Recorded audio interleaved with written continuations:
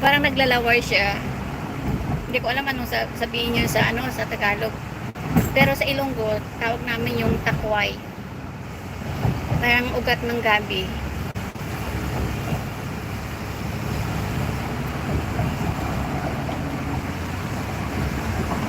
Oo, masarap yun. Anong tawag sa inyo yun? Alam mo yun? Alam mo, pag umuwi ako yun ng bakasyon niya, nagdadala ako niyan. Either na niluto ko siya agad or yung kinukuha na yung skin niya, tapos ako na nagluluto dito.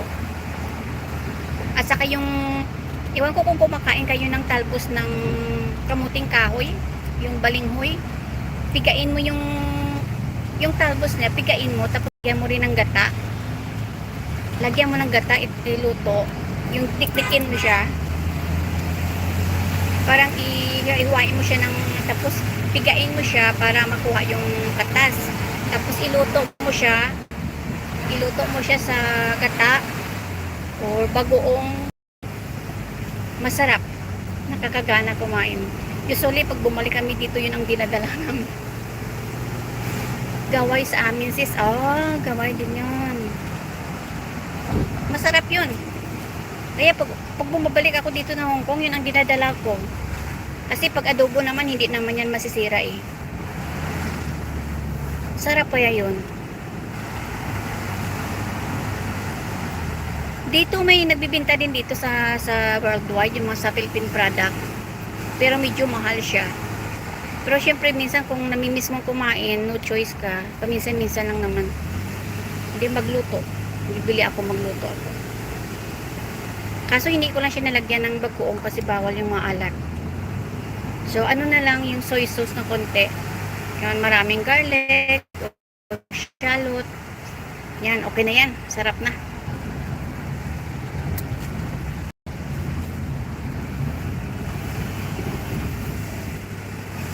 Dito sa Hong Kong, swerte lang kung makapagluto ka sa amo mo. Yung iba naman hindi makapagluto. So, kung ano na lang yung pagkain, yun na lang makain. Ako pag na-miss ko talaga kumain ng ganyan, nagluluto ako. At saka yung ano, yung atsarang labong. Masarap din yung atsarang labong. Yung appetizer. Ito ulam mo lang sa kanin yan. Okay na yun, sold na yun.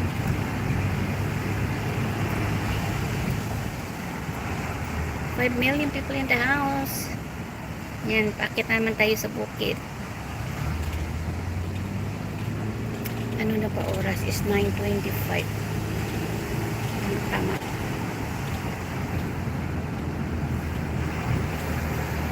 Maganda yung weather, pero mamaya uulan naman.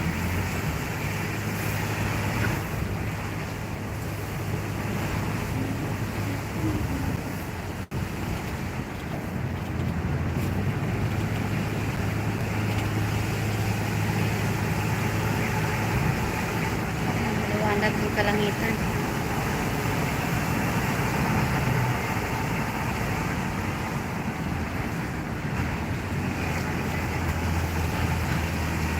Malapit na tayo.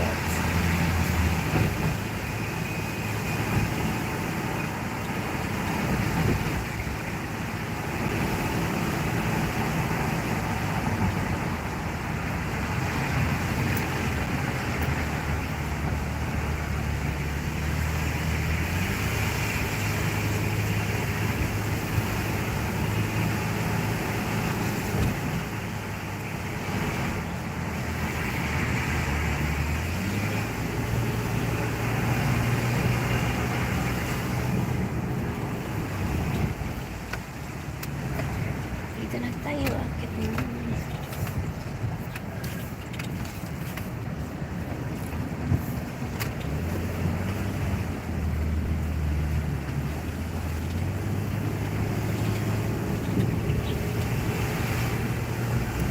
Mute sis. Okay. Okay lang sis Asia.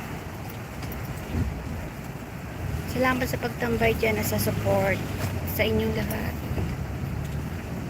Dito na ako sa amin.